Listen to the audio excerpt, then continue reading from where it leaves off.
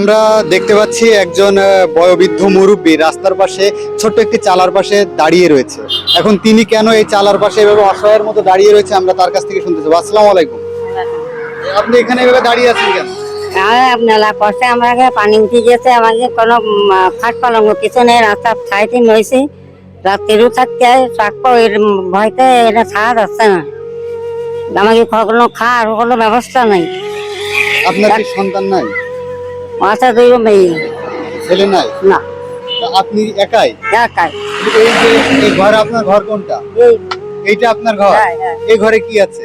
এই ঘরের কিছু দেখুন দর্শক, এই চাচি এখানে বাস করছে, তার বাড়ি ঘর ছেড়ে সবকিছু ডুবে গেছে, এখন কিছুই নেই। এখানে রাস্তার পাশে মাথা গোজার জন্য চারিদিকে পলিথিন, ওপরে পলিথিন দিয়ে ছোট্ট করে একটি ঘর করেছে। আশেপাশে যারা করেছে তাদের কিছু না কিছু অন্তত মাথা গোজার ঠাইটুকু আছে, মাথায় দেওয়ার একটা বালিশ আছে, কিন্তু এখানে কিছুই নেই, পুরো শূন্য ঘর। এই শূন্য ঘরে এই চাচি কিভাবে কষ্টে রাত্রি যাপন করবে, কিভাবে থাকবে, আমরা আরেকটু জানতে চাবো। আচ্ছা, আপনি রান্না খাওয়া কিভাবে হয় আপনার? ও রান্ধি ওই চাই চিন্তা নিয়ে পড়াছিল, রান্ধতে এই নিয়ে খায়, আর এই খাই এত পলিথিন নাচিতে ছই। এইখানে তো একটা পলিথিন আছেন, বালিশ টালিশ কিছুই নাই? বালিশ টালিশ নেই, মানে ওই গিরোই দলা করছি এখানে কি থোয়া যায়, ওই গিরো তো গেছি না চলে আবার এই রান্না। আপনার বয়স কত? তা আমি কি করে খাবো? আমার আনুমানিক কত বছর হয়েছে? 80 হয়েছে? ওইরামই হতে পারে। 80 বছর হয়ে গেছে। 80 বছর। বাচ্চা ছেলে সন্তান নাই, মেয়ের দুইটা বিয়ে হয়ে গেছে। তাহলে এখন আপনি যখন বাড়িতে থাকতেন তখন আপনার খাওয়া দাওয়ার? খাওয়া দাওয়ার ওই নজর কত কথা না, দিক দিক করে নিয়ে খাতা ওই পাশে বাড়িতে থাকতাম। আমার আমার কথা কই না, আমার দেহ মানে কাঁদতেছে।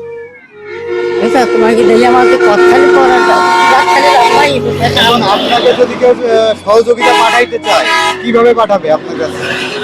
কিভাবে পাঠাবে? আপনার বিশ্বস্ত কোনো মানুষ আছে যার বিকাশে যদি কেউ কোনো আপনাকে যদি সহায়তা করে আপনি পাবেন, এমন কোনো লোক আছে? বাবা, মানুষ বলে বিশ্বাস নেই, আসলে তো তারা নিয়ে নিলে কিছু করার নেই।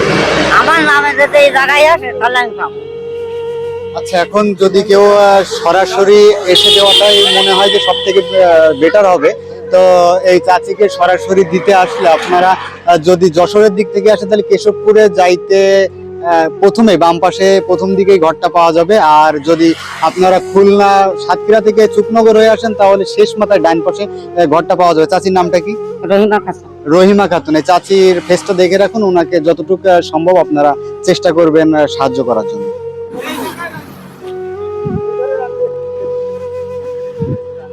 জিজ্ঞেস করলাম বলে শেষ, রান্না চলছে না?